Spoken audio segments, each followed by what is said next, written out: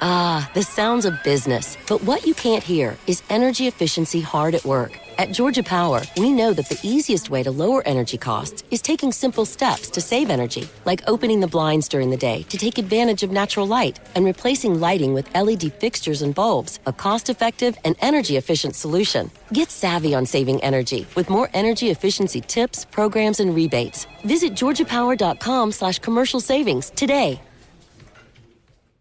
This is Life Admin Life Hacks, a podcast that gives you techniques, tips and tools to tackle your life admin more efficiently, to save your time, your money and improve your household harmony. I'm Dinah Roberts, an operations manager, and when I read about the mental load for the first time, it finally gave words to the heavy weight I'd been carrying. I'm Mia Northrop, a researcher and writer who rolls her eyes every time she hears another media story about women predominantly shouldering the mental load in families. Because this is not news, people. We know this. Can we as a society please start focusing on solutions? So in this episode, we interview psychologist and mental load expert Dr Morgan Cutlip. Hello and welcome to Life Admin Life Hacks. Dinah and I are very excited about this episode because we're diving into a topic that triggered our need to optimize life admin and is inspired by some of the most common questions we've been asked by our listeners, like, how can I make my partner do their fair share? How do I get my co-parent to take more responsibility? Why doesn't my partner see how stressful and unfair it is for me to do everything? Do these sound familiar? Research we've run in the past revealed that life admin causes friction in the majority of different sex households. And the Australian Institute of Family Studies just reported that mothers carry the mental load when it comes to parenting, which causes significant stress, and women carry the mental load when it comes to life admin too, and this contributes to stress and anxiety as well. One of the payoffs of getting your life admin organised is household harmony, and in our book, Life Admin Hacks, each chapter has a rating of how much improvements in a certain area, like meal planning or organising your social life or decluttering, will contribute to household harmony.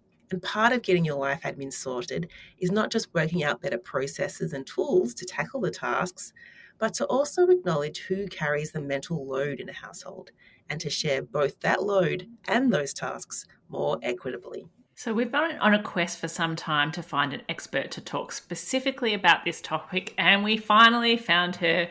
So we were really excited to interview Dr. Morgan Cutlip, and in this show, she talks about the far-reaching impact the mental load can have on your relationship, the within work you need to do, and the between work you need to tackle to improve how you approach life admin in your household, and how a weekly check-in with your partner can be a game changer in sharing the load.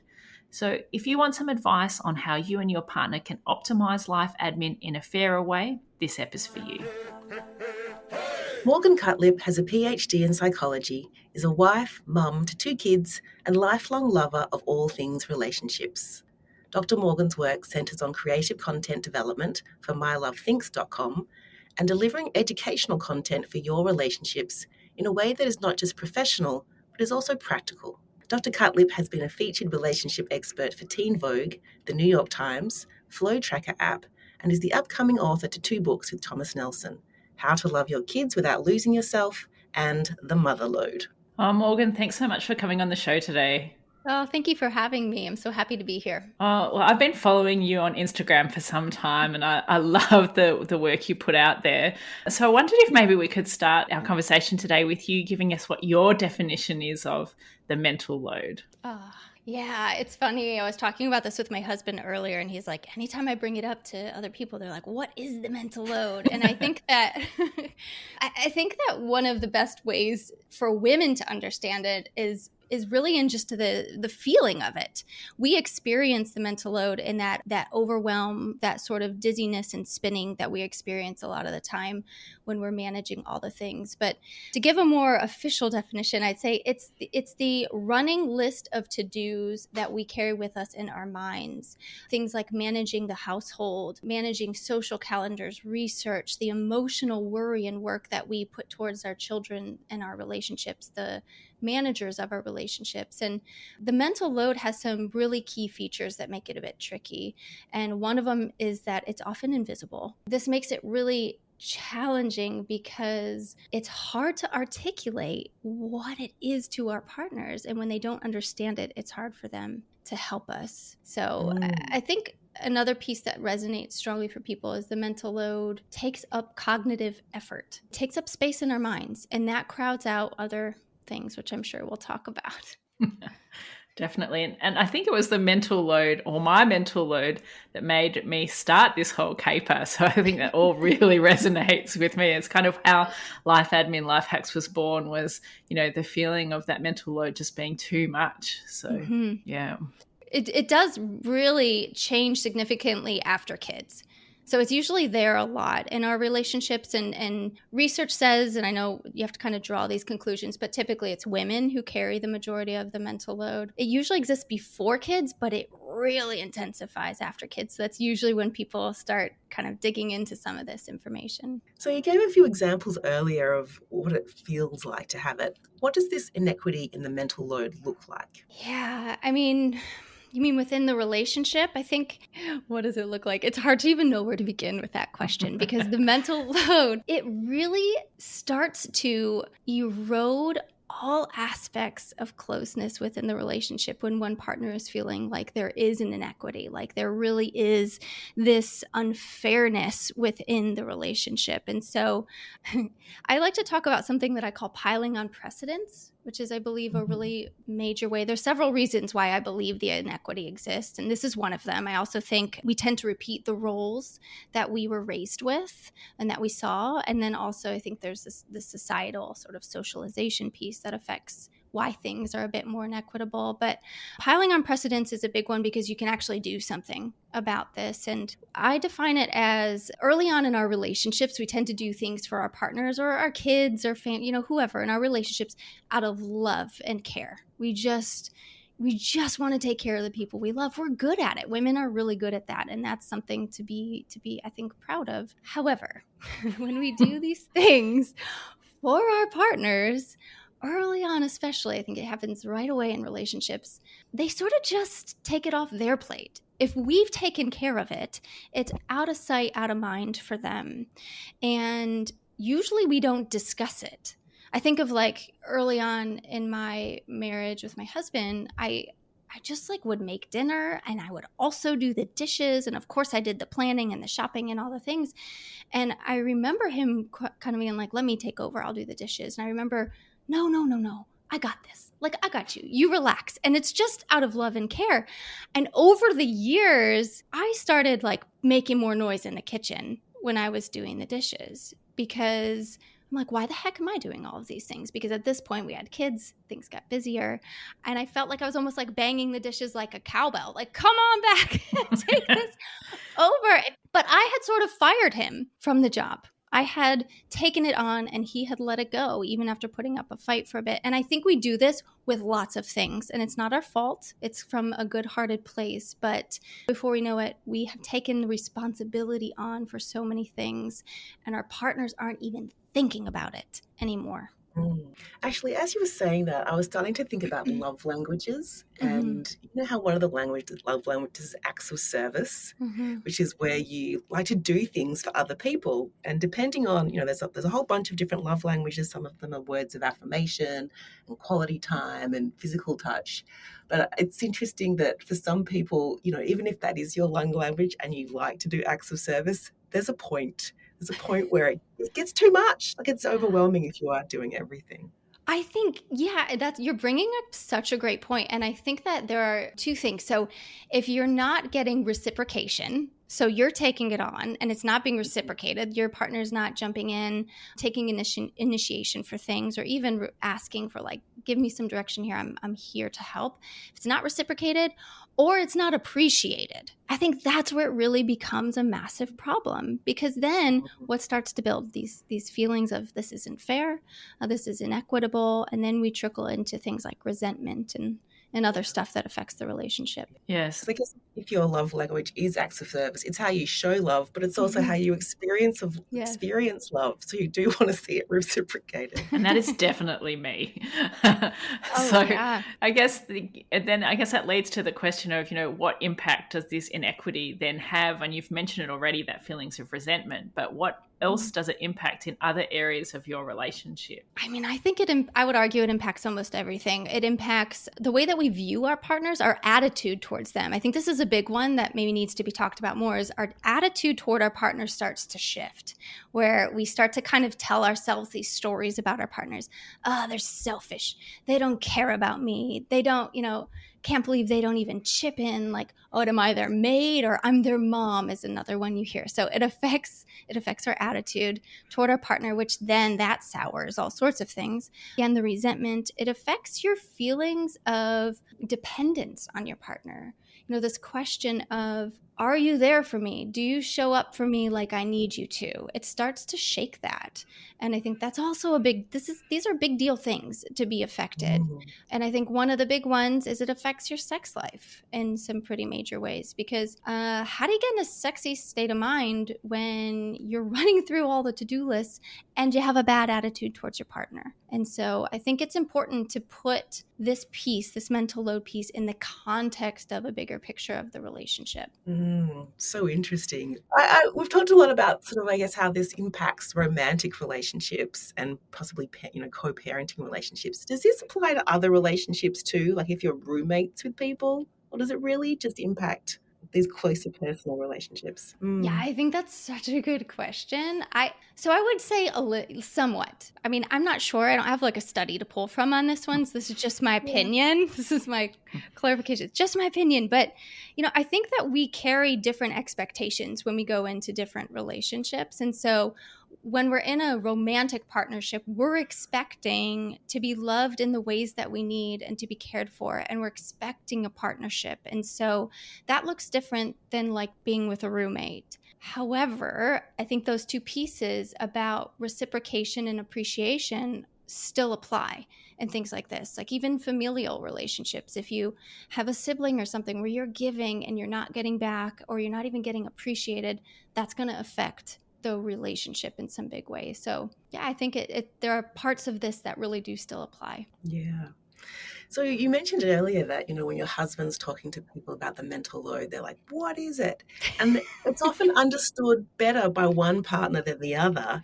And this means that the person who has learned about the mental load ends up trying to explain it to their partner. Yeah. And how do you do this without the other person getting defensive? Yeah. Honestly, I think this is the hardest part of the mental load. I think is getting partners to understand it and to get on board. It's one of the trickiest questions. So one piece is, I'm a big believer that in our relationships, we should have regular relationship meetings or talks.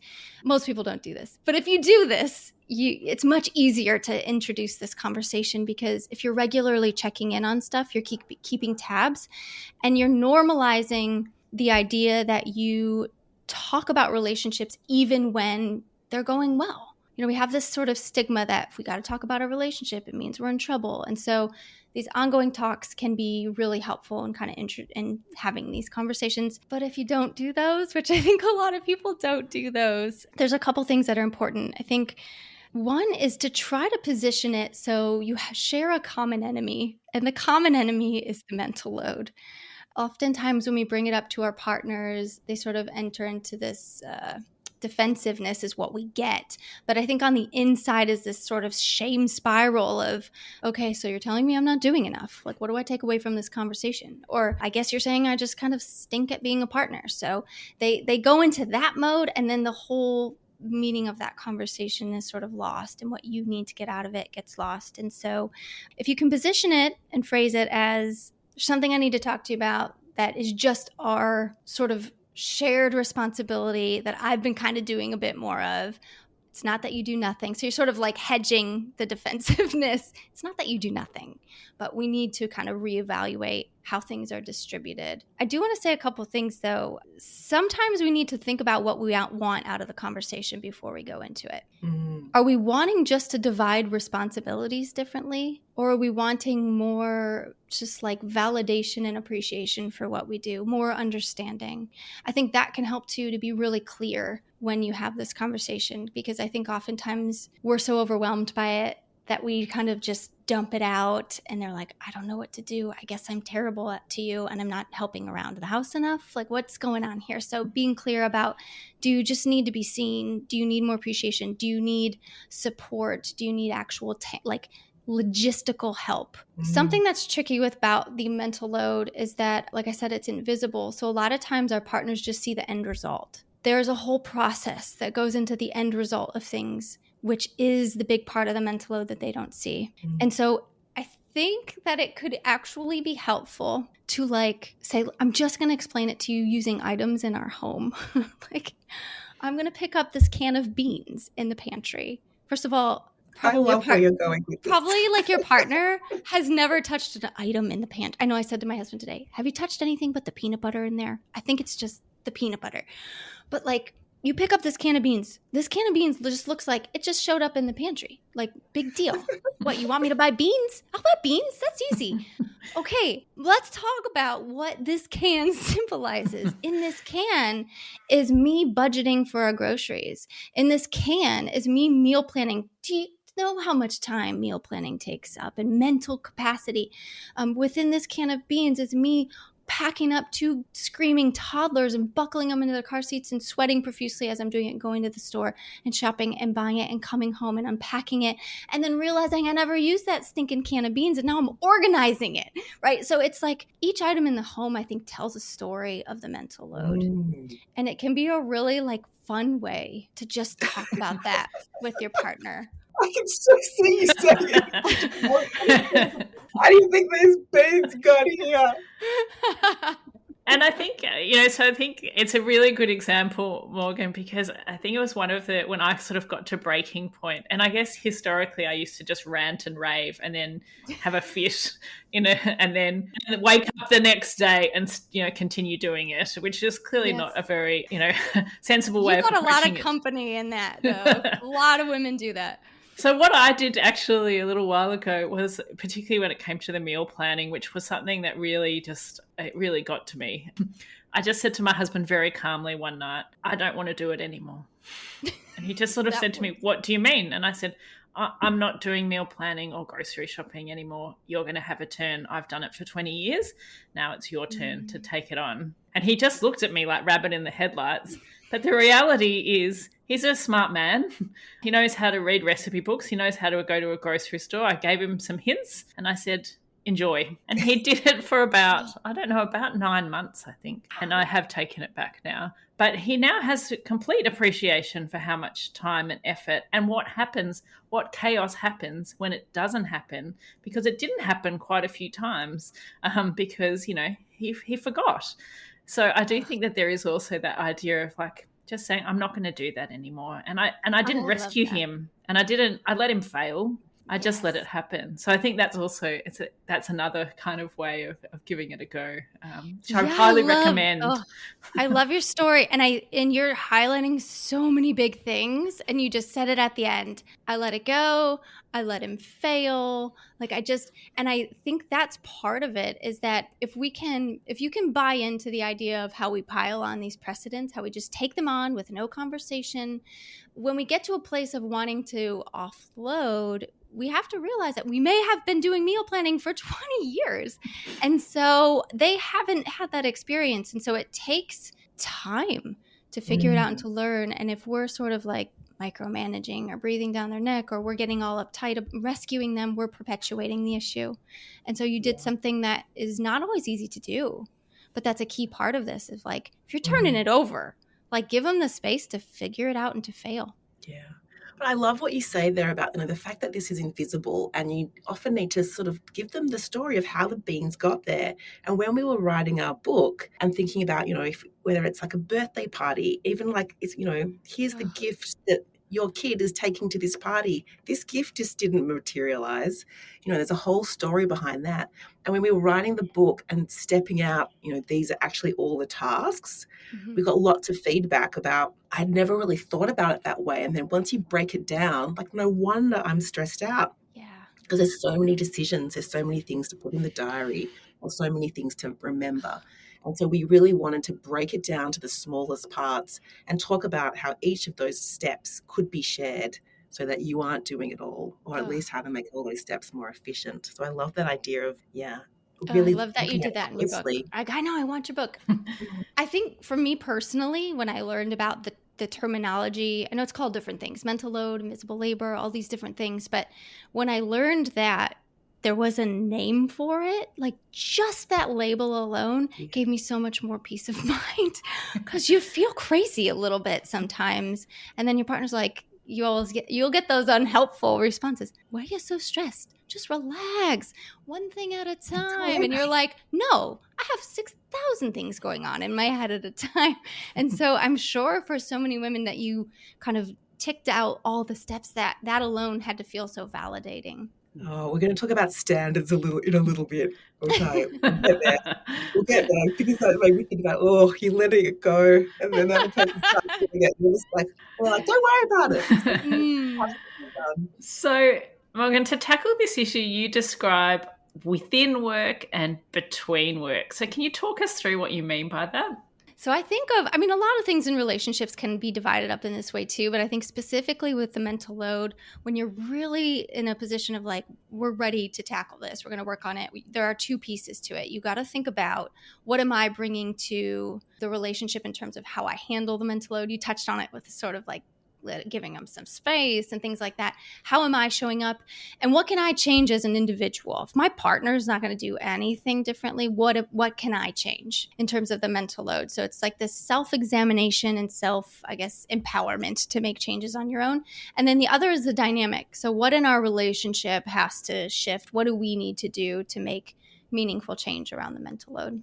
I love that distinction of the within work, what do I need to change within me, and that between work, what can we work on between each other? It's a great way to think about, as you said, all sorts of relationship issues. So what are some of the, when I think about that within work, what are some of the thoughts and behaviors that can actually sabotage equitable relationship? I know, you're speaking my language. So I have two main categories. One is the stories that sabotage. And these are the stories that we tell ourselves, or even our partner might be telling themselves. So I think that these can go both ways. So it might be something like, because I'm a stay-at-home mom, I shouldn't have to ask for help, or I shouldn't need to ask for help, which comes up a lot, which kind of sounds silly when you say it out loud, but a lot of women operate with that. Yeah, they hold themselves to that standard. It's an impossible standard. Nobody does anything without help. But this standard will get in the way of asking for the help that you need and asserting your needs.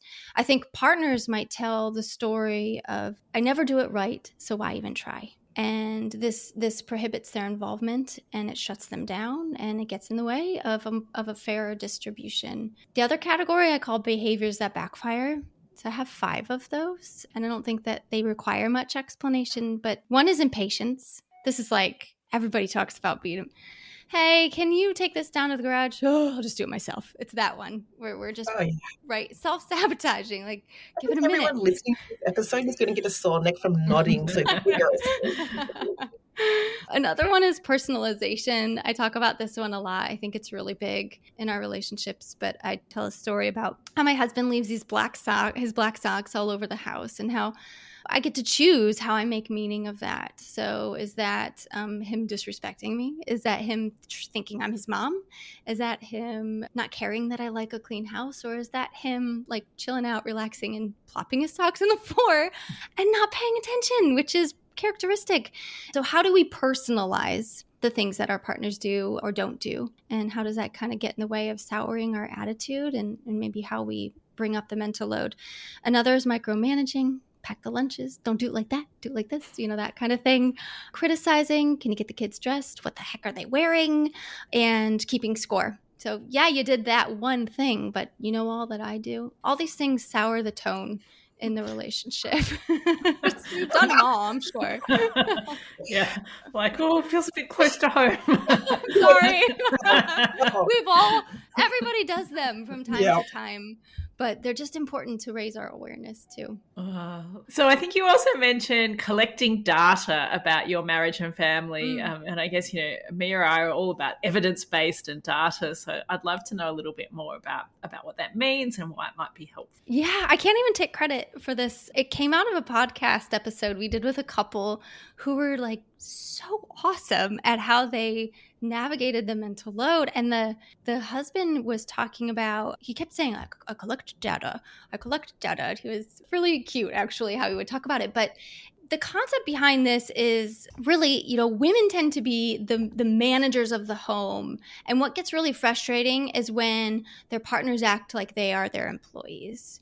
And collecting data just means that you are shared, like you're both in management roles, and you are operating in your home, paying attention to what gets done, collecting data about, oh, I see my wife's doing this right now, or my partner's doing this. What is all that's involved? It's paying attention so you can start to learn and eventually take initiative and helping how your family operates. And he told a story about driving his kids to school and like listening to them and taking in data. And then that helped him anticipate their needs later down the road. And so I think that that's a real big frustration for women, is they feel like their partners aren't engaging in that process, and that they are the ones who are the keepers of all the tasks until they pass them off to their partner. So yeah, that's really interesting. Where I started to think about this could take us down a huge rabbit hole. I started to think about people's relationships with their work and their sort of paid work outside of the home, and how much effort and energy and attention they give to their paid work. And that feeling that when you come home, you just want to switch off and kind of let go of any reins. And I think traditionally, if women have been working inside the home and not had that paid work, their partner might have been the person that comes home and just wants to switch off. And it means the other person has to pick up the slack around the home. And obviously now, with a lot more women working outside of the home and having their paid work, they don't have the luxury of coming home and just switching off and not paying attention. And I've had conversations with people about having the energy to actually pay attention of what's going on at home and not giving so much of yourself in your paid job, so that there's actually something left over to contribute to the household. yeah. Is this resonating with you guys at all? Sure. Yeah. Definitely. And I do think it's a big struggle. And I think the really interesting one is when people earn different amounts of money, and it creates this kind of sense that, their time at work is way more valuable than my time at work. And so therefore I should be able to come home, even if you work the same amount of hours, and keep a handle on it. But the problem is that, it happens irrespective of that. And it often, as you talked about before, Morgan, it doesn't happen with an explicit conversation. And I think that, if you've had an explicit conversation around, I'm going to take this job, it's going to earn more money, and therefore these are the compromises we're going to have to make in our relationship. Are you up for that? Okay, well then that's okay. But we often don't have that conversation. It's just an implicit assumption.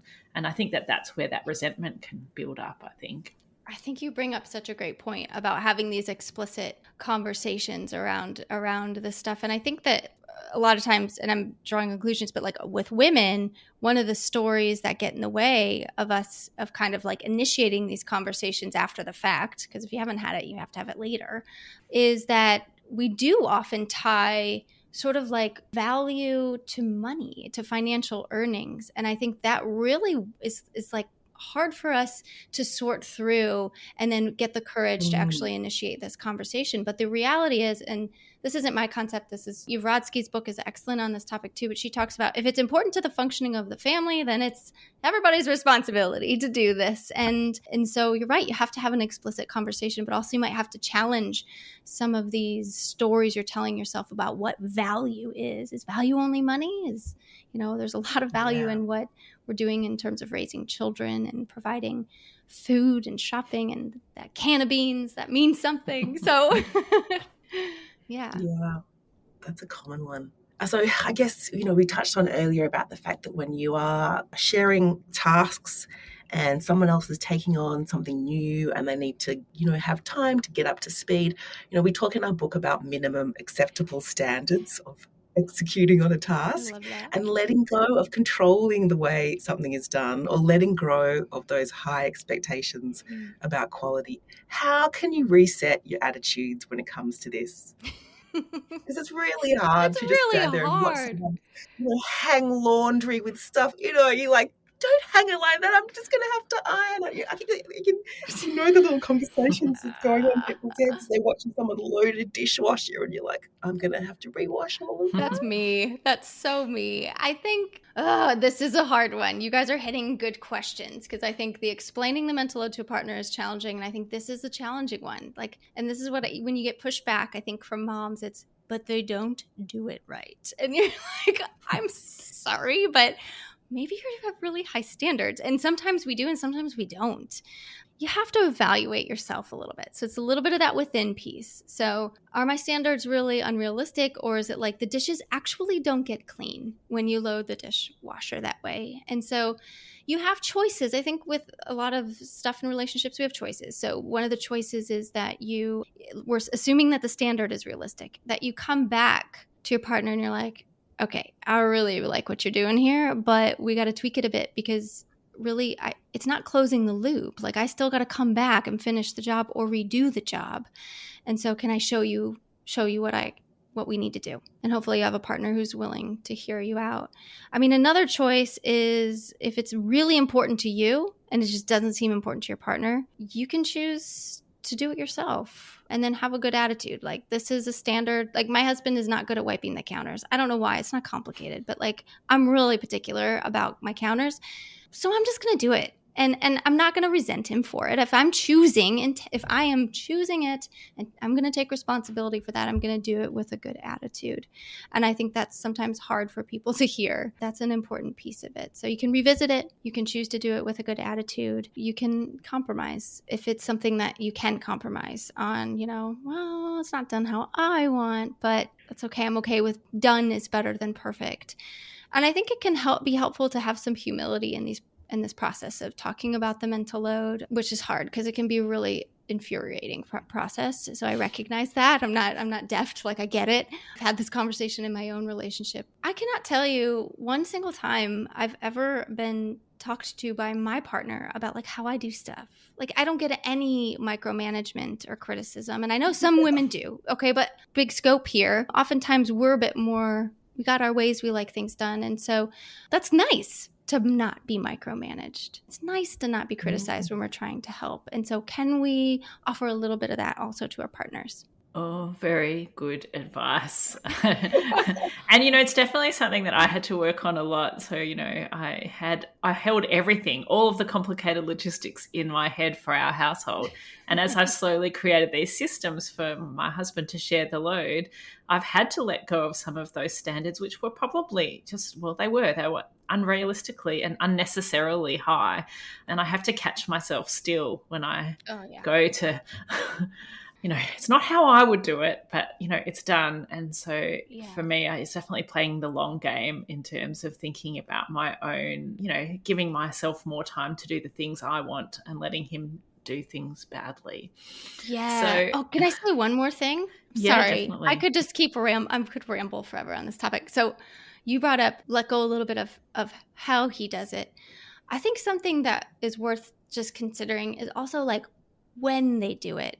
I remember so many times in my own relationship seeing my husband, and he comes in from work and he jumps right in. So I give him a lot of credit, but he would sometimes like be a Saturday and the kitchen is a mess and the dishes are full, and he would like lay on the couch and take a power nap. I mean, he's allowed. Like, we're allowed to rest. I don't know why we are of this, like, I'll be really ticked off because did you see the dishes? I just made everybody lunch. This is meal 2 out of 3 today, folks. Like, why am I having to clean the kitchen? I almost took his lack of doing it at that moment as meaning that he didn't plan on doing it and that he didn't care that all of the things that I already did. So I personalized it. And something clicked for me one day and I was like, well, I could choose to sit on the couch too. And I did.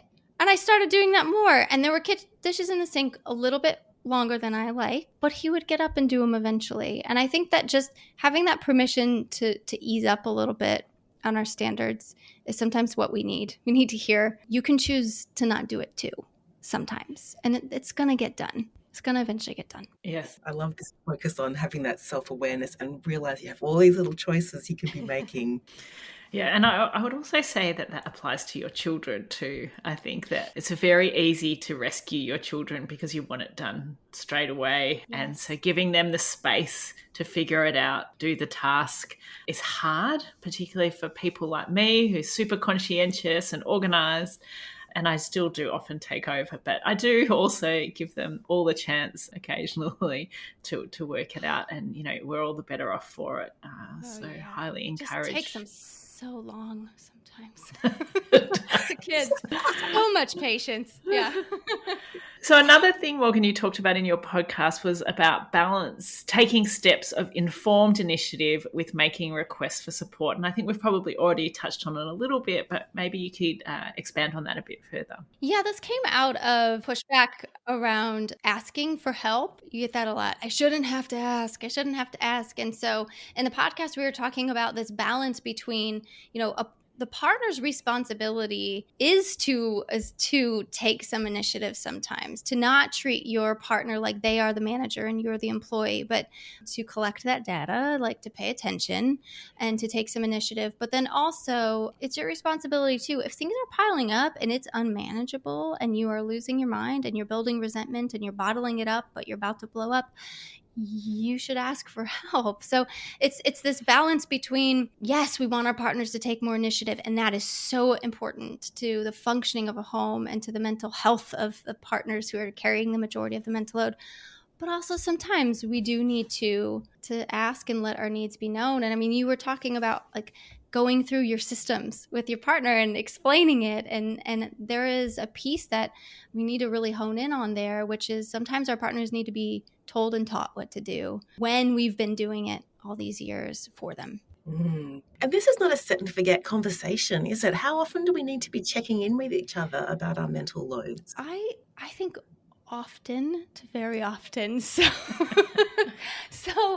I have these principles about the mental load, but one of them is that it's always changing. Like life has this way of regularly imbalancing how we distribute our responsibilities in the relationship. And you just, even good things like around the holidays, think about, there's like so much more on the mental load around the holidays or birthdays. And so I think that it's important that we recognize that you're not going to find the perfect distribution and then just going to cruise for the rest of your relationship. It's an ongoing conversation because it's constantly changing. As your children grow, they have different needs. You have different things. As your work life changes, all this stuff. And so have a real sit down once a month. And if you can do it, I would say do check-ins every single week. Like what's on your plate? What's going on? How can I get in your world this week? And I think even just it's a casual conversation even of, what's on your plate this week? Let me understand what's going on. It's an opportunity then for a partner to say, oh, well, I can do that for you. Let me take care of that. And really getting in each other's worlds. And so I think weekly is good. When COVID first hit and it was my husband used to be gone every week for travel. Of course, then everything lands on me. He went from being gone a lot to being home all the time and also working at home, which was weird he didn't like doing that very much. And so he's good now, but it took a transition time where we did check-ins every morning because I might be doing a podcast or something like this and he's got a Zoom meeting. And so we had to check in every day. What's on your plate? What's going on? How do we juggle this? How do we navigate this? And I think it helped us function really well during COVID. And so talk about it a lot if you can. And it doesn't have to be a big deal. Yeah. In our book, we actually talk about the idea of having a monthly momentum meeting, which I think, love it. Is it with a bit more structure around it. And I do really like that idea. And I also noticed that Amantha Imber in her new book, she recommends this idea of having like a list of, this is actually, I think, in a work context, but a list of items to discuss.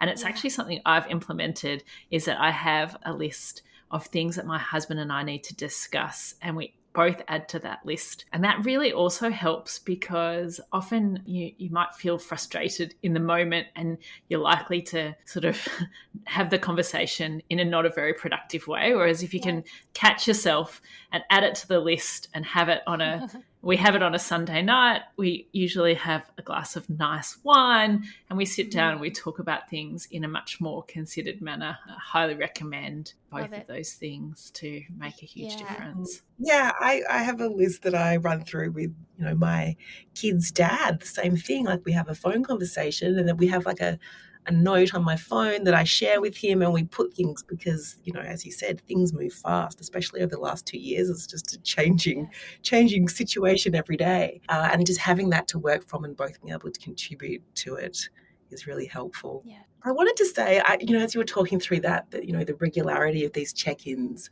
I think that was one of the biggest shocks to parenthood when I had my daughter, she was this baby, realizing that every few months, she changes. She's going through these developmental milestones, which meant she needed different things and her behavior was going to change and her patterns were going to change, and that I would have to redesign my life around it.